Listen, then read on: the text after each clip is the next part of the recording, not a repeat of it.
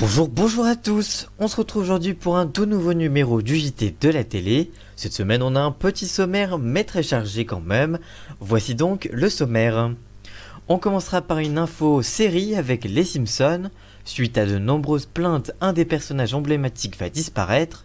On vous dit tout dans la suite de cette vidéo.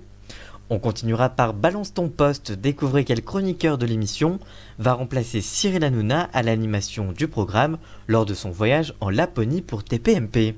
Et on terminera par une info télé-réalité avec la bataille des couples, l'émission de compétition de télé-réalité de l'été. Aura-t-elle droit à une deuxième saison ?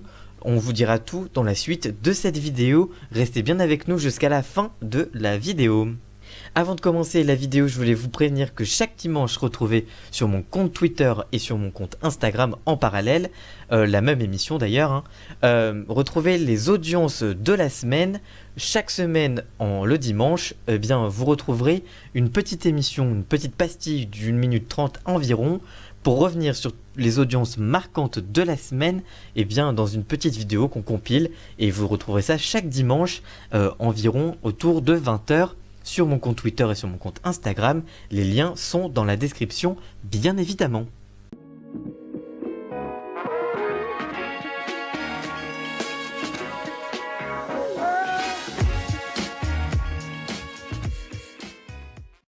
On commence par une petite information série avec les Simpsons. Suite à de nombreuses plaintes, un des personnages emblématiques va disparaître. Après Mo, la femme de Ned Flanders ou encore Ed Caperabel, les fans des Simpsons vont faire leur adieu à un autre personnage culte. Il s'agit de Apu, l'emblématique épicier de Springfield. Depuis quelques mois, une polémique est née suite à la sortie d'un documentaire, The Problem with Apu, le problème avec Apu en français. Dans ce documentaire, le comédien Harry Kadabouli pointe du doigt les clichés et stéréotypes raciaux véhiculés par ce personnage indo-américain. Face à la polémique, les producteurs avaient répondu dans un premier temps dans l'un des épisodes de la série d'animation diffusée en avril 2018. Grâce à une scène où Lisa découvrait que son livre préféré d'enfance était en réalité rempli de préjugés racistes et sexistes. Mais cette réponse n'a pas calmé la grogne montante. Dans un entretien accordé à IndieWire, Adi Walker, qui a créé le documentaire, affirme en effet qu'Apu va disparaître. Il indique « J'ai eu des nouvelles décourageantes que j'ai vérifiées auprès de nombreuses sources. Ils vont abandonner le personnage d'Apu, ils ne vont pas en faire toute une histoire, ils vont juste le supprimer pour éviter la polémique. » Cette information vient de la production ainsi qu'un des collaborateurs de Matt Groening, le créateur des Simpsons, ou encore plus récemment de Désenchanté sur Netflix. Que pensez-vous de cette décision de supprimer le personnage d'Apu ? Que pensez-vous des Simpsons ? Regardez-vous la série sur W9 chaque samedi ? Dites-nous tout ça en commentaire, on vous lira bien évidemment.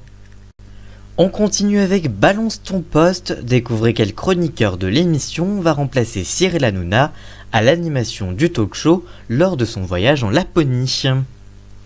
Alors que Balance ton poste a réalisé un record d'audience vendredi dernier, Cyril Hanouna va devoir laisser sa place à l'animation pendant son voyage en Laponie. En effet, depuis la rentrée de septembre, Cyril Hanouna et sa bande de chroniqueurs débattent avec humour des faits d'actualité qui ont alimenté les conversations des Français durant la semaine grâce à de grands débats. Mais le 30 novembre prochain, Cyril Hanouna ne sera pas présent à cause de son voyage en Laponie. Pour rappel, l'animateur s'envole avec une partie de son équipe de TPMP pour rechercher le Père Noël à l'occasion d'un grand prime time sur C8. L'animation de l'émission de débat sera alors assurée par Eric Nolot, chroniqueur du programme.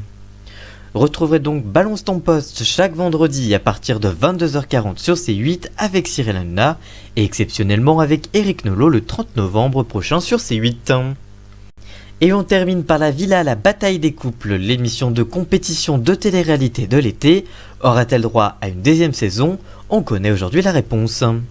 Cet été, TFX a proposé avec succès la première saison de l'émission de compétition appelée La Villa, la bataille des couples, mais aura-t-elle droit à une deuxième saison ? On vous dit tout. En effet, pendant tout l'été, TFX a diffusé la première saison de l'émission La Villa, la bataille des couples avec succès. Pour rappel, dans cette émission, 8 couples s'affrontent lors d'épreuves physiques et mentales dans le but de conserver un maximum de bracelets. 10 bracelets représentant chacun 5 000 € ont été confiés à chaque couple. Ainsi, lorsqu'un couple perd une épreuve, il est nominé d'office pour la cérémonie hebdomadaire et perd 2 bracelets, contrairement au couple qui termine premier qui est alors immunisé. Le couple gagnant peut ainsi remporter une somme pouvant aller jusqu'à 50 000 €. Cette première saison de l'émission spin-off de la Villa, la Villa des Cœurs Brisés, a captivé 333 000 téléspectateurs, soit 2,6% du public en moyenne pour les 50 épisodes. Mais alors, le renouvellement de la Villa, la bataille des couples est-il acté ? C'est la question qu'a posée le site puremedia.com à Xavier Gandon, directeur d'antenne du groupe TF1, et à Christophe Beaugrand, animateur de l'émission. Xavier Gandon indique lui, la décision n'est pas prise, mais il est vraisemblablement qu'elle soit renouvelée, oui. Du côté de l'animateur, il aimerait lui aussi une nouvelle saison, comme il le dit. J'espère, la décision n'est pas encore officielle. Xavier Gandon, directeur des antennes de TF1, a dit qu'il devait y avoir une nouvelle saison parce que ça avait très bien marché. Une nouvelle saison de La Villa, la bataille des couples devrait donc être diffusée l'été prochain sur TFX, canal 11 de la TNT. Que pensez-vous de cette émission ? Aviez-vous regardé l'émission cet été ? Qui verriez-vous au casting de cette nouvelle saison ? Dites-nous tout ça en commentaire, on vous lira bien évidemment. Et on termine par 2 audiences cette semaine avec Mon plus beau Noël qui était de retour. Valérie Damido signe un retour mitigé sur TF1. On vous donne les détails des audiences qui ont marqué la semaine, on va dire, avec lundi et mardi pour son retour et son deuxième jour qui a été plutôt catastrophique. Et on continuera avec le record d'affaires conclues cette semaine sur France 2. Mon plus beau Noël, donc avec Valérie Damido, on l'a dit, est en difficulté. Pour rappel, TF1 diffuse déjà des téléfilms de Noël tout l'après-midi. Les fins d'après-midi y passent aussi avec Mon plus beau Noël avec Valérie Damido. Pour rappel du concept, 4 familles se soumettent à un défi, organiser les fêtes de Noël les plus réussies, convier à tour de rôle les uns chez les autres. Les concurrents s'attribuent des notes en fonction des critères comme la décoration du sapin, le menu établi et le respect des traditions. Mais alors l'émission n'a pas rencontré son public, ou pas vraiment en tout cas, puisque le lancement de l'émission a été suivi par 1,5 million de téléspectateurs, soit 14,7% du public. C'est plutôt encourageant, puisque c'était un score au-dessus de la moyenne de la case. Mais pour son deuxième jour, le numéro entre 17h10 et 18h15 n'a captivé que 1,2 million de téléspectateurs et 12,7% du public.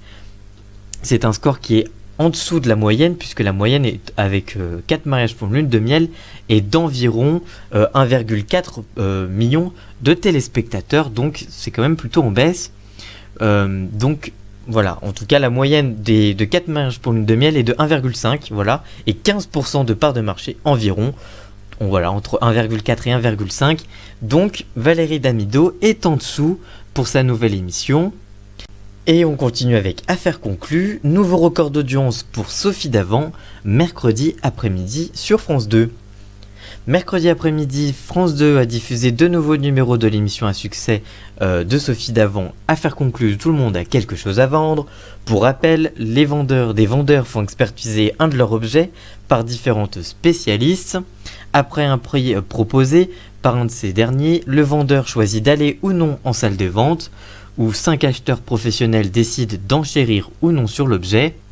Après la fin des enchères, le vendeur a le choix de retirer son bien ou de le vendre au plus offrant, ou au choix de l'acheteur à la même enchère.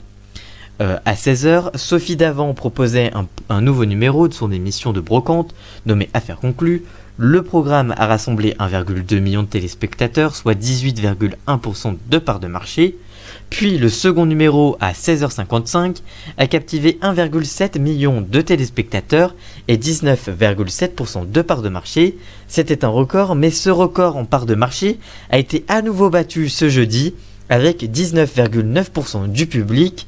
Donc Sophie Davant n'est plus que jamais proche des 20% de parts de marché qui sont qui étaient inespérées il y a un an à peine sur la chaîne.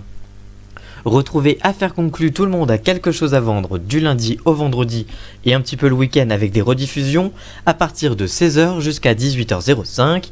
Que pensez-vous de cette émission? Avez-vous regardé les émissions diffusées les émissions diffusées dernièrement? Dites-nous tout ça en commentaire, on vous lira bien évidemment. Voilà, j'espère que ce numéro du JT de la télé de cette semaine vous aura plu. Si c'est le cas, n'hésitez pas à le liker, le commenter, le partager.